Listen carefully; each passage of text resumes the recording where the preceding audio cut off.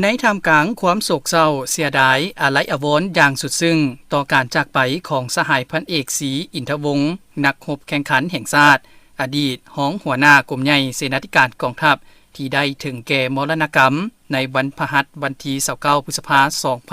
2025รวมอายุ85ปีที่ได้ล่วงลับไปโดยบ่มีวันหวนคืนมาวันที่1มิถุนายน2025คณะรับผิดชอบชาปนกิจศพการนำภาครัฐการนำกระทรวงป้องกันประเทศการนำกรมใหญ่สหพันธ์นักรบเก่านครหลวงบรรดาการจัดตั้งครอบครัวญาติพี่น้องเพื่อนมิตรสหายได้จัดตั้งพิธีวางพวงมาลาเพื่อแสดงถึงความกตัญญูรู้บุญคุณต่อการประกอบส่วนในภารกิจปลดปล่อยชาติก็คือภารกิจปกปักรักษาและพัฒนาประเทศชาติเพื่อส่งเสริมและอำลาดวงวิญญาณของสหายพันเอกศรีอินทวงศ์นักรบแข่งขันอดีตรองหัวหน้ากรมใหญ่เสนาธิการกองทัพขึ้นในขณะที่นี้อย่างสมเกียรติคณะนำของบรรดากระทรวงองค์การที่เข้าร่วมวางพวงมาลาครั้งนี้ประกอบมีคณะนำกระทรวงป้องกันประเทศนำโดยสหายพลตรีวงศ์สอดอินปานพิมพ์รองรัฐมนตรีกระทรวงป้องกันประเทศหัวหน้ากรมใหญ่การเมืองกองทัพ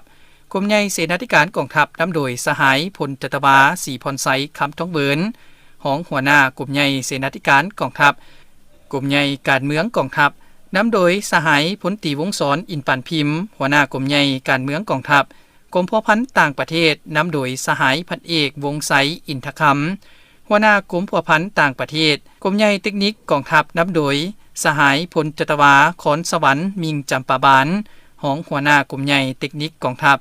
วิทยาการป้องกันชาติไก่สอนพรหมวิหารนำโดยสหายพันเอกสอนธนูแก้วมื่นดวงรองหัวหน้าการเมือง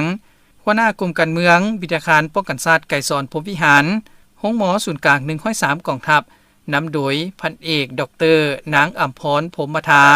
หัวหน้าห้องการเมืองห้องหมอศูนย์กลาง103กองทัพห้องว่าการกระทรวงนำโดยสหายพันเอกสลองไสไสยะศรีนาหัวหน้าห้องการเมือง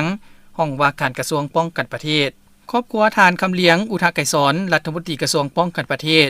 มีกรมป้องกันอากาศกรมสู่รบกรมโรงเรียนบรรดากองพันใหญ่กองบัญชาการวิทยาการคณะนำพัวพันต่างประเทศและครอบครัวญาติพี่น้องการเข้าวางพวงมาลาในครั้งนี้ก็เพื่อเป็นการระลึกถึงผลงานคุณงามความดีเพื่อเป็นการแสดงความไว้อาลัย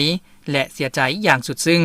ต่อการจากไปอย่างบ่มีวันหวนกลับของสหายพันเอกศรีอินทวงศ์นักรบแข่งขันแห่งชาติอดีตรองหัวหน้ากรมใหญ่เสนาธิการกองทัพ